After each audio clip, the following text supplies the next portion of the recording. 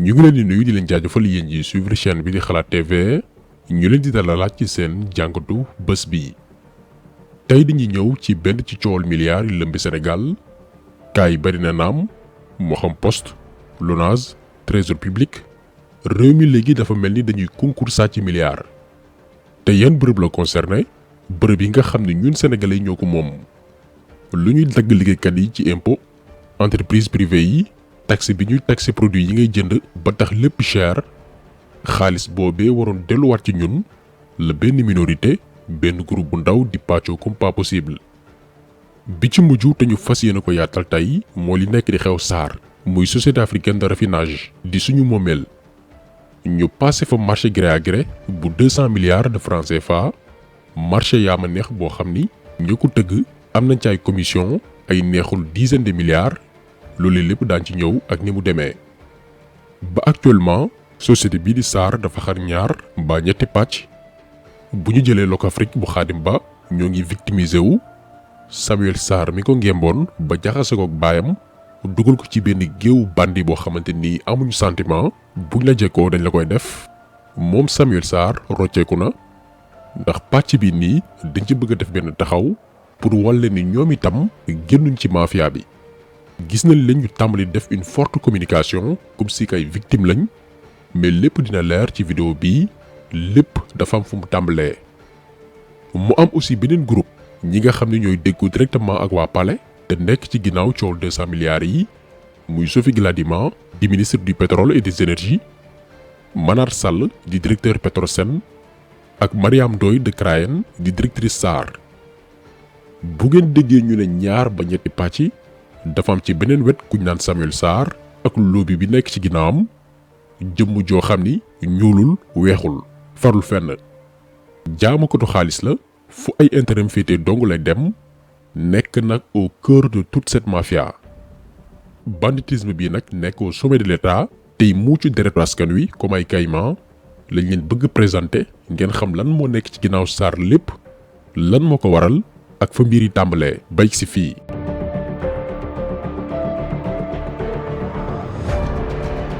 bu ñu jëlee SAR muy société africaine de raffinage këru liggéeyukaay la boo xam ni Léopold Sédar Senghor moo amoon initiative bi ñu créé ko en 1961 un an gannaaw ba Sénégal amee indépendance mu démarré activité am en 1964 liggéeyam mooy di raffiner produit bi di pétrole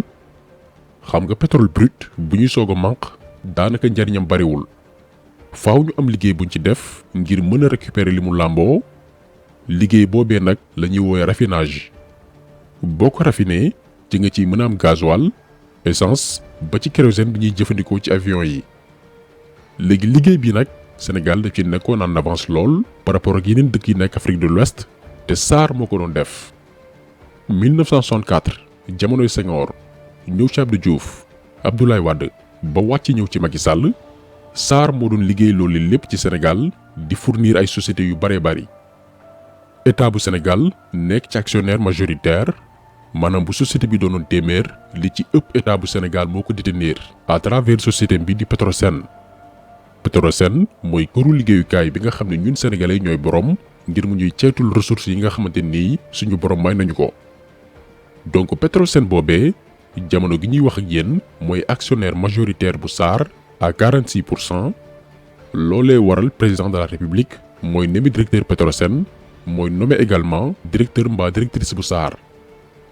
waaye en 2017 ak sax li ko jiitu ndax crise bi yàgg na lool SAR boobee dafa nekkoon ci ay jafe-jafe yu métti ba sax amee boru 100 milliards téeméeri milliards ci suñu koppar mu newoon ci guddi gu bët setagul ba benn groupe saoudien bu ñu naan Saudi Bin Laden Group newoon également actionnaire biir SAR amoon ci ay part décidé abandonné bàyyi mbir yi ndax SAR ci nërmeelu la jëm. ci la Locafrique société boo xamante nii dafay yëngu ci wàllum investissement crédit bàyyi ak domaine yu baree bari daal di décider dugg ci capitalu SAR jënd action yi nga xamante nii saoudien yi décidé woon nañ bàyyi ko. jamono jooju Xaadim Ba moo ne woon directeur général bu Locafrique. Locafrique nekk léegi actionnaire biir société africaine de raffinage am ci part yu toll ci 34%. maanaam bu société bi doonoon téeméer fanweer ak ñeent yi Locafrique moo ko détenir. fii nag lañ bëgg a def benn parenthèse bu ndaw. bu ñu jëlee Locafrique newul ne Khadim Ba moo ko moom loolu dafa baax ñu préciser ko papam muy Amadou Ba mooy propriétaire société boobilee gannaaw ba moom Amadou Ba jëndee Locafrique à 5 milliards en 2010 dafa nommé doomam Khadim Ba directeur général adjoint mu topp ci ginnaawam ngir li ñuy gën a dem moom Amadou Ba mën a rocceeku ndànk dem retraite doom ji gérer mbir yi comme ni ko homme d'affaires yu bare bari di defee Sénégal boobu Khadim Ba mi ngi amoon seulement 27 ans ñaar fukki at ak juróom-ñaar. xam nga jamono jii bu teeyoon moom Khadim Ba bañ a yàqamte àddunaam baayam dina ko teg ci code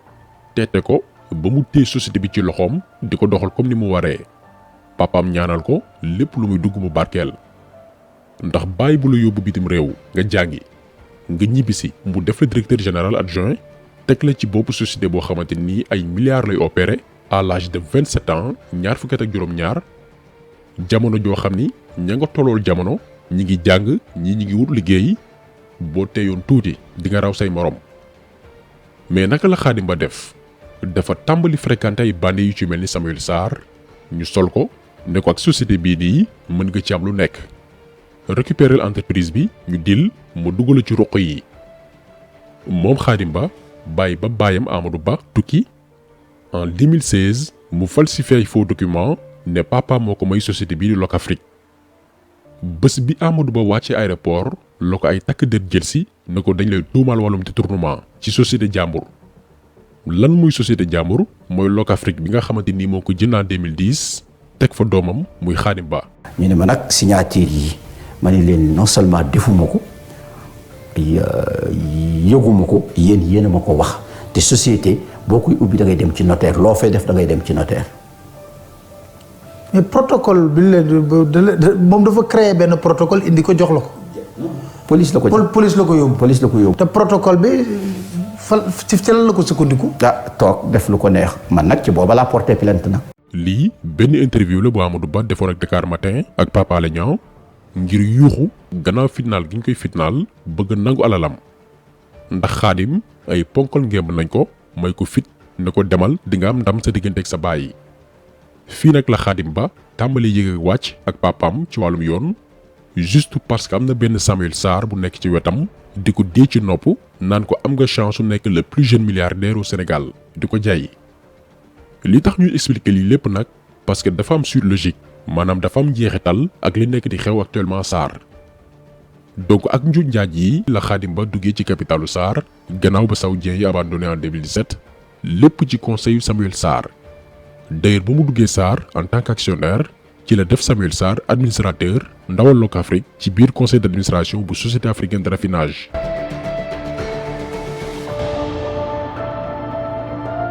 léegi ban problème la Khadim Ba am ak waa Sarr li leer te wóor mooy tôt ou tard gars yi xam nañ ni moom dañ ko fay jëlee ndax ci faux et usage de faux la duggee ci société bi gannaaw ba mu falsifié ay documents papam ne moom Locafrique.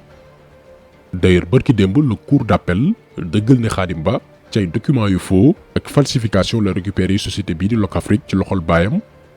avant loolu njëkkoon nañ ko daan au mois de juillet 2 ans de prison ferme ñaari at yu muy tëdd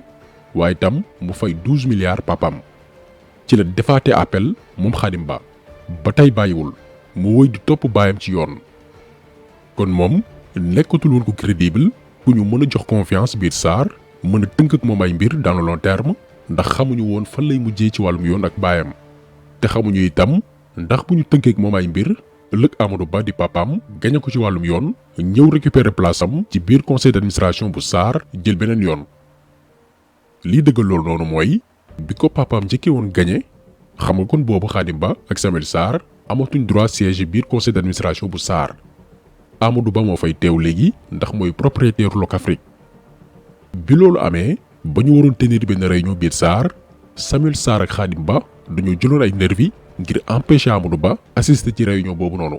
ne paa bi amul droit siège biir conseil d'administration bu Sarr.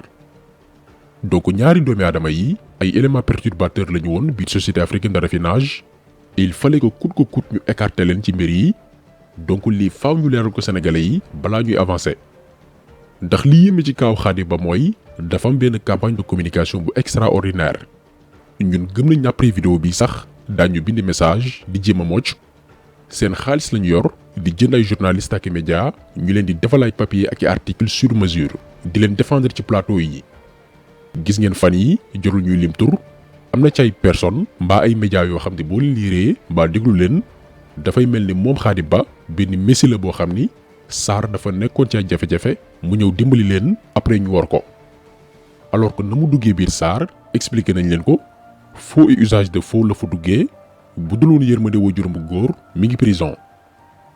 waaye lan moo ko jaral risque yooyu yëpp mu jël ngir doon actionnaire biir Sarr société boo xamante ni mi ngi woon ci tànki nërmeelu amel banque yaay bor nekk ci benn situation bu déficitaire ci loolu la ñuy ñëw. dil bi nga xam ne moo nekk ci doon actionnaire biir Sarr mooy lan këru liggéeyukaay la boo xam ni périodiquement dafay soxla pause machine yi raffiné pétrole bi machines yi dafay soxla noppalu donc période boobu noonu naka la Sarr di def ngir mën a fournir ay partenaire am dafay jëndi produit yooyu noonu ci yeneen bërëbu liggéeyukaay yi marché yooyu nag dafa am ay dóor ndax ay milliards la man par exemple su ma fexee ba benn fournisseur gagné marché bu Sarr man en tant que facilitateur ki yombal marché boobu lee mën naa ci am ay commission ay milliards ak i centaines de millions mën nga ko am ci benn marché coowal Sarr bi ngeen di dégg fan yi yëpp dara waralu ko lu dul coowal commission Sarr dafay soxlay produit nga fexe ba benn société gagné marché boobee marché bu toll ci ay milliards yow mi yombal biir boobu noonu dox ci diggante bi nga am ci ay commission des centaines de millions wala ay milliards ci neexal période bi Samuel Sarr nekkoon administrateur Locafrique biir société bii di Sarr li ñu lekk ci ay commission ñeel marché yooyu noonu kenn xamul nu mu toll ñemewuñ ko weddi buñ ko weddee rek yeneen ñëw am na ci yu baree bari yoo xamante nii abordé wuñ ko ci vidéo bi parce que doo joxe lépp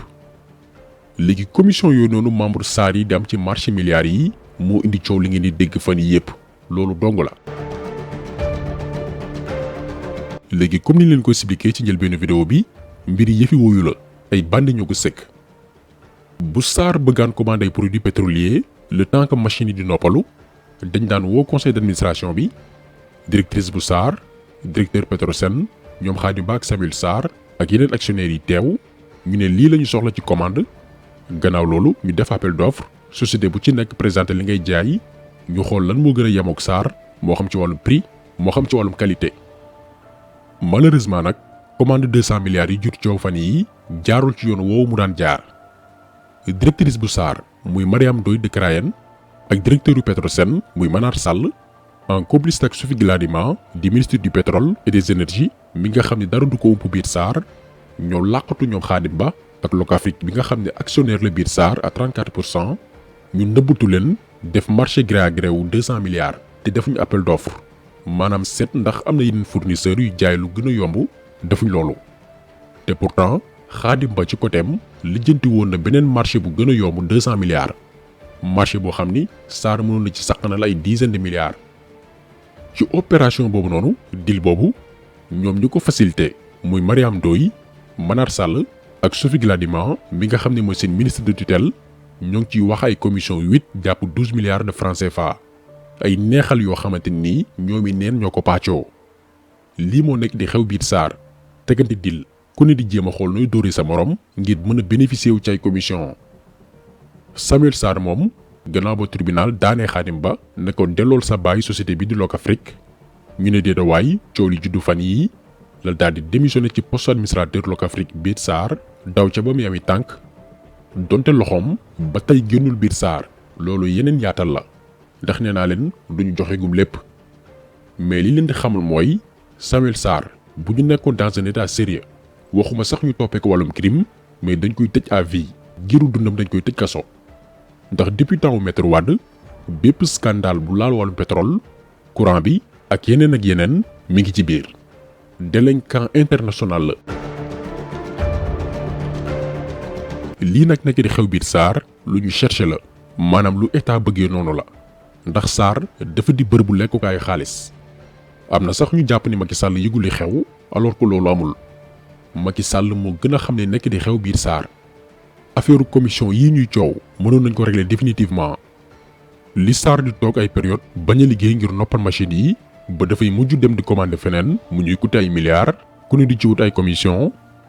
ay jamono ci ginnaaw benn cabinet bu ñaan SITAC daf leen defaloon benn rapport ne leen matériel yi ngeen di liggéeyee da ngeen ko war a yokk su ko defee société bi dootul nekkati ci situation d'indisponibilité dem di jéggaani ndax bu ñu augmenter capacité technique yu SAR le temps que ñu noppal yenn machines yi fekk yeneen yaa ngi produire essence gasoil kérosène ak yeneen i produits yi coowal appel d'offre dootu ko déggati mbir commission naka noonu dootul am mais état bu Sénégal ci boppam mi nga xam ne mooy actionnaire majoritaire moo lànk ba jamono gii ñu wax ak yéen SAR mi ngi ci ay bor bañ naan dafa soxlawaat capital ngir soxalikuwaat xaalis boo xamante ni ñun sénégalais ñoo koy fayaat ñun ñooy payer toujours les pots cassés di fay bor yoo xamante ni fekkeewuñ golo di bay baabun tuddee ñun nag li ñu gis mooy dañoo bëgg a rey SAR li ñu gëm mooy am nay société étrangère yu bàyyi ko France mbaa yeneen dëkku nasaraan yu soxla société bii comme que ñoo ngi wax waxi démarrer exploitation pétrole bi nga xamante ni feeñ suñu réew ñu ne nañ ko tayle nañu tayle SAR jox ko tubaab yi comme que Macky Sall ñoom la fi nekkal buñ ko reyee ba mu dee tubaab yi ñëw mel na ay sauveur récupérer ko di ko doxal ndax mënoo gis société buy nërmeelu mu leer la ni lii mooy problème bi maanaam sàcc tegante dil complot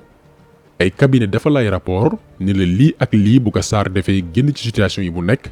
nga teg ci sa bët ne patt pataaral utiliser say pion ñu lay defal les sales boulots lii moo nekk di xew SAR banditisme étatique la boo xam ni nii mu mel la ko nguur bëggee kon yii ngeen di dégg fan yi yépp yëngalu leen te du mujj fenn xanaa beneen nguur toogaat jël ay responsabilités am topp délinquants yi nga xamante ni ñoo jël Sénégal téye ko en otage kon taxaw bi tey loolu la woon ñu ngi leen di gërëm di leen jaajëfal di leen di daje incha allah beneen yoon ci beneen jàngat jaa ngeen jëf.